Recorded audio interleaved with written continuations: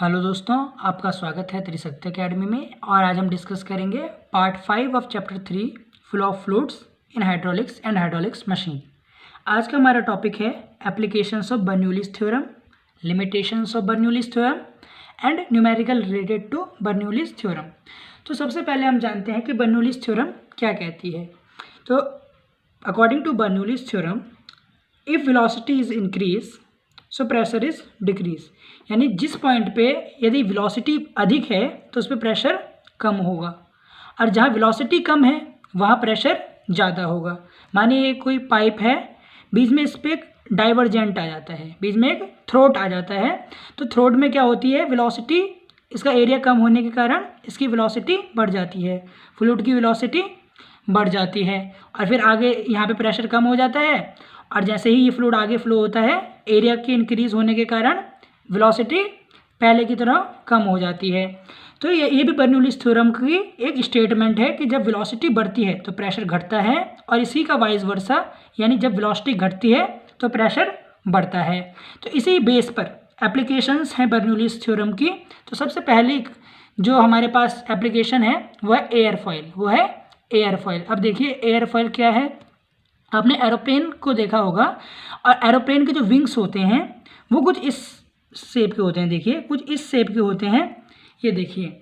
तो the upper face of the airfoil is more curved than lower one. जो इसका अपर face है airfoil का, वो ज़्यादा कर्व है, वो ज़्यादा कर्व है देन द लोअर वन, यानी इसका कर्वेचर अधिक है। अपर जो इसका अपर वन जो इसका फेस है उसकी क्या है, कर्वेचर अधिक है नीचे से। तो when streamline flow pass the airfoil, यानी जब भी स्ट्रीम लाइन्स, ये देखिए स्ट्रीम लाइन्स हैं जो पास करेंगी एयरफॉयल से, दे स्प्लिट अप, तो ये यहाँ पे देखिए बढ़ जाएंगी। ये देखिए जो इसका एज है यहाँ से बढ़ जाएंगी टू द ट्रेलिंग एज। ये लीडिंग एज है, ये ट्रेलिंग एज है। तो लीडिंग एज से लेकर ट्रेलिंग एज तक ये क्या होगी, ये जो स्ट्रीम लाइन लेयर है हमारे पास, ये स्प्लिट हो जाएंगी, मतलब बढ़ जाएंगी। अब आप देखिए कि अपर फेस को देखिए कि यहाँ पे कैसे हो रहा है, एरिया हमारा डिक्रीज कर रहा है, एरिया निरंतर डिक्रीज कर रहा है।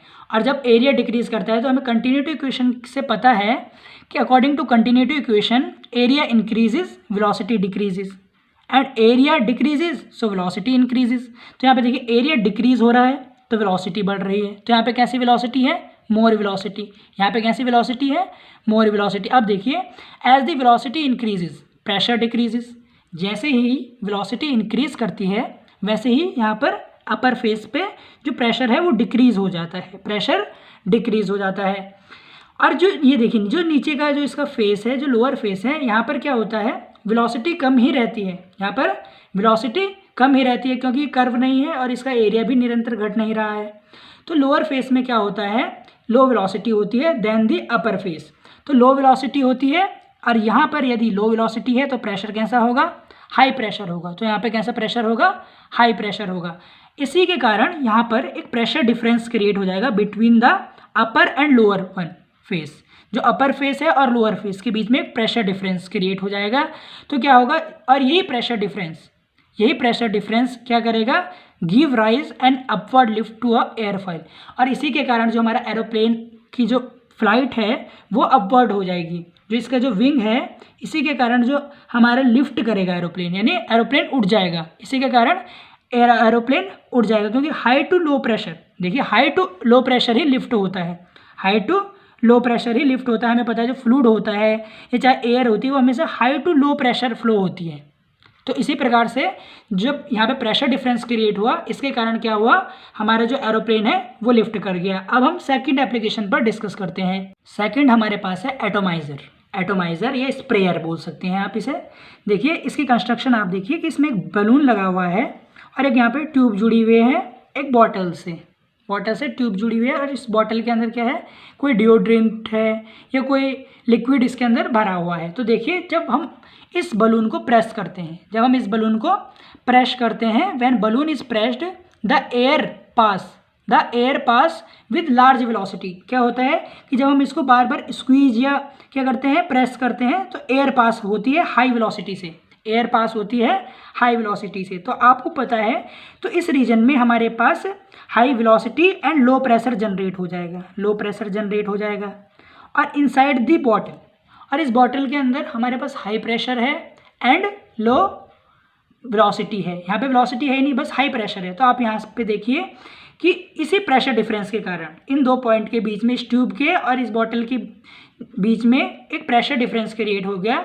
इस प्रेशर डिफरेंस के कारण क्या हुआ कि जो लिक्विड था, due to pressure difference the liquid nozzle coming out, यानी जो लिक्विड इसमें भरा हुआ था ये नोजल से आउट हो जाएगा, क्योंकि प्रेशर डिफरेंस के कारण ये क्या हो जाएगा, लिफ्ट हो जाएगा इस ट्यूब में और इस नोजल के जरिए से बाहर निकल जाएगा in the form of spray, because air और जब ये वाटर एक साथ मिलेंगे तो ये स्प्रे के रूप में बाहर निकलेगा। तो यहाँ पर भी बर्नौलीज थ्योरम का यूज़ किया हमने। अब थर्ड वन देखिए आप, ब्लोइंग ऑफ रूफ।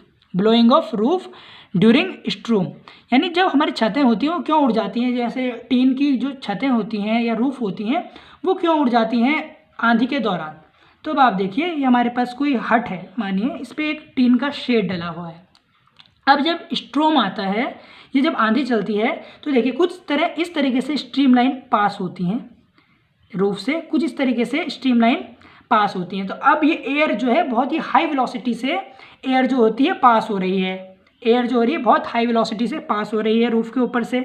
अब आप देखिए कि यहाँ पर हाई वेलोसिटी तो है, पर अकॉर्डिंग टू बर्नौलीज थ्योरम जहाँ पे हाई वेलोसिटी होगी वहाँ पे लो प्रेशर क्रिएट हो जाएगा, वहाँ पर लो प्रेशर क्रिएट हो जाएगा।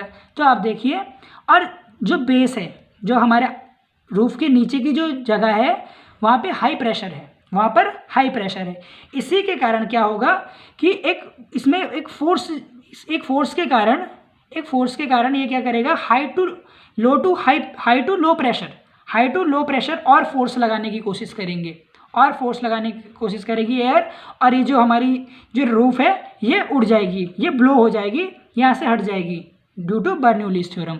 अब आप देखिए इसमें भी एप्लीकेशन का हमने यूज़ किया। अब देखिए बंसन बर्नर, देखिए ये हमारे पास बंसन बर्नर है, इसमें एक ये नोजल है, इससे हमारे गैस एंटर करती है, इससे गैस एंटर करेगी और यहाँ पे ये हमारी फ्लेम है। From nozzle gas is enter in high velocity, यानी ये नोजल है, इसके अंदर से गैस आती है बहुत ही हाई वेलोसिटी से, जो भी गैस है हमारे पास वो बहुत हाई वेलोसिटी से आती है। हाई वेलोसिटी होने के कारण यहाँ पे क्या, लो प्रेशर जनरेट हो जाता है, इस एरिया में लो प्रेशर क्रिएट हो जाता है। और लो प्रेशर क्रिएट होने के कारण क्या होता है, इसमें देखिए यहाँ पे कुछ होल्स हैं हमारे पास, जहाँ पर लो प्रेशर क्रिएट होता है वहाँ पे एयर क्या करती है, एंटर कर लेती है, एयर एंटर कर लेती है ड्यू टू लो प्रेशर। अब जब एयर एंटर कर लेती है तो वो किसके साथ मिक्स हो जाती है, जो गैस है उसके साथ मिक्स हो जाती है, और गैस के साथ मिक्स होने पर ये क्या करता है, प्रोड्यूस करता है ए फ्लेम व्हेन इग्निटेड, यानी जब भी हम यहाँ पे कोई ज्वाला या कोई इग्निशन यहाँ पे प्रोवाइड करते हैं तो ये फ्लेम क्या हो जाती है, हमारी प्रोड्यूस हो जाती है। तो यहाँ पर भी हमने बर्नौलीज थ्योरम के एप्लीकेशन का यूज़ किया है। अब हम देखते हैं लिमिटेशंस ऑफ बर्नौलीज इक्वेशन। अब देखिए पहली जो लिमिटेशन है बर्नौलीज थ्योरम की या बर्नौलीज इक्वेशन की, वो कुछ इस प्रकार है, we have derived the Bernoulli's equation. जब हमने बर्नौलीज इक्वेशन को ड्राइव किया तो हमने एक अजम्पशन लिया था कि जो वेलोसिटी होगी every particle of liquid across any cross section of liquid is uniform, यानी किसी भी सेक्शन पर, ये देखिए मैं आपको यहाँ पे एक डायग्राम से समझाता हूँ कि हमने यहाँ पे ऐसे कंसीडर किया था कि एक ये सेक्शन है 1-1 और ये सेक्शन है 2-2, 1-1 एंड 2-2। जब फ्लूइड हमारे पास 1-1 सेक्शन पे था तो हमने यहाँ पे वेलोसिटी कंसीडर की थी v1, और जब 2 पॉइंट पे था तो वेलोसिटी हमने कंसीडर की थी v2। पर आप एक चीज़ देखिए कि वेलोसिटी क्या इस सेक्शन के दौरान क्या सेम रहेगी, ये इम्पॉसिबल है वैसे, बिकॉज आप देखिए जो ये बाउंड्री है पाइप की, इसके पास जो है वेलोसिटी कम होती है, और वेलोसिटी कहाँ पे सबसे अधिक होती है, ये इसके बिल्कुल मिड में वेलोसिटी अधिक होती है, क्योंकि यहाँ पे ज़्यादा रेजिस्टेंस नहीं लगता। तो ये एक लिमिटेशन है।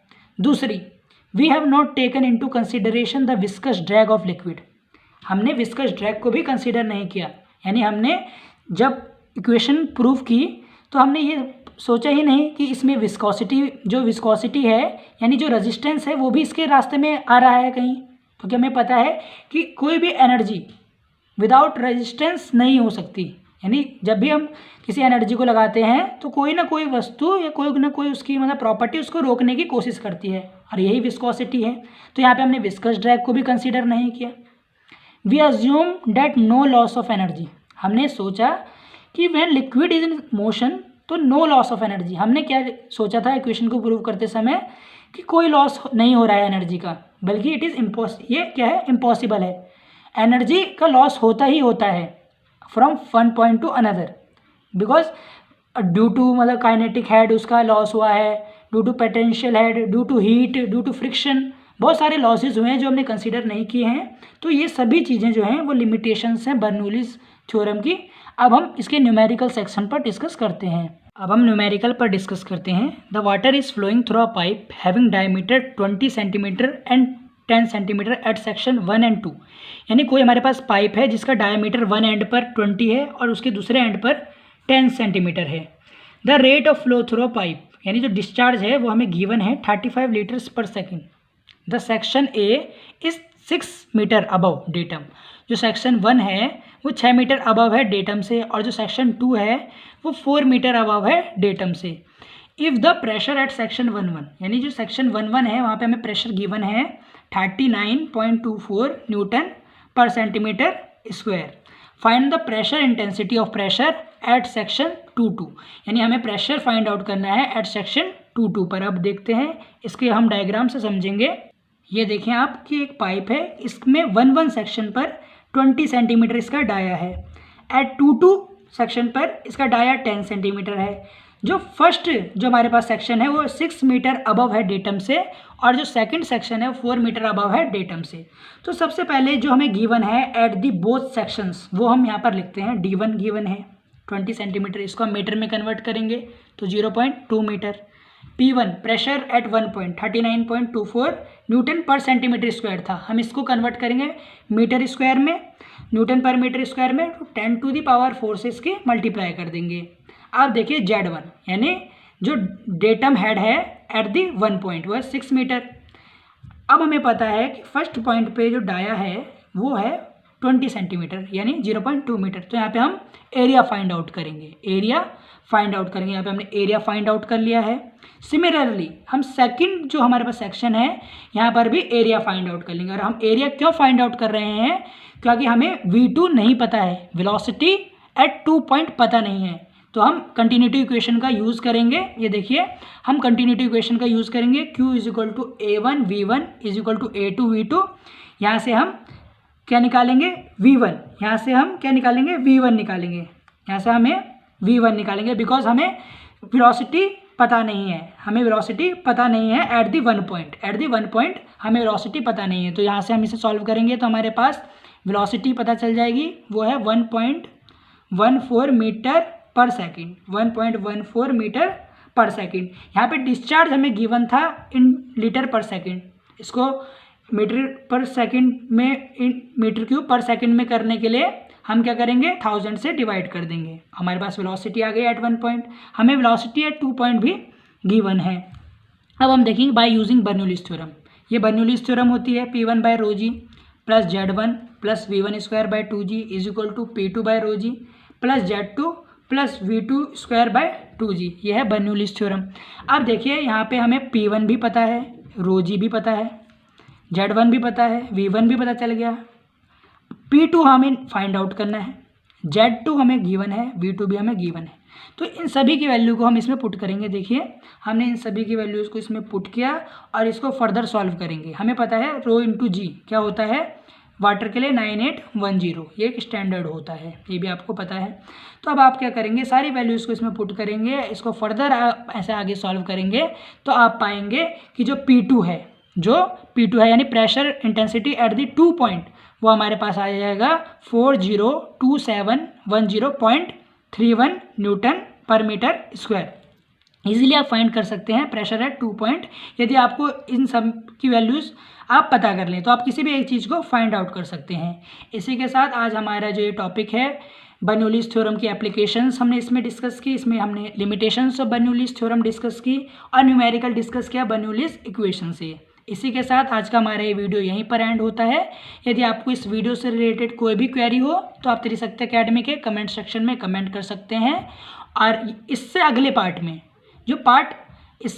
अगला पार्ट है उसमें हम डिस्कस करेंगे वेंचुरी मीटर के बारे में, और उससे हम ज्ञात करेंगे कि डिस्चार्ज कैसे फाइंड आउट करते हैं बाय यूजिंग वेंचुरी मीटर, और उससे रिलेटेड न्यूमेरिकल्स को सॉल्व करेंगे। इसलिए अगर आपको आज का वीडियो पसंद आया हो तो प्लीज़ आप इसे लाइक करें। बहुत बहुत धन्यवाद।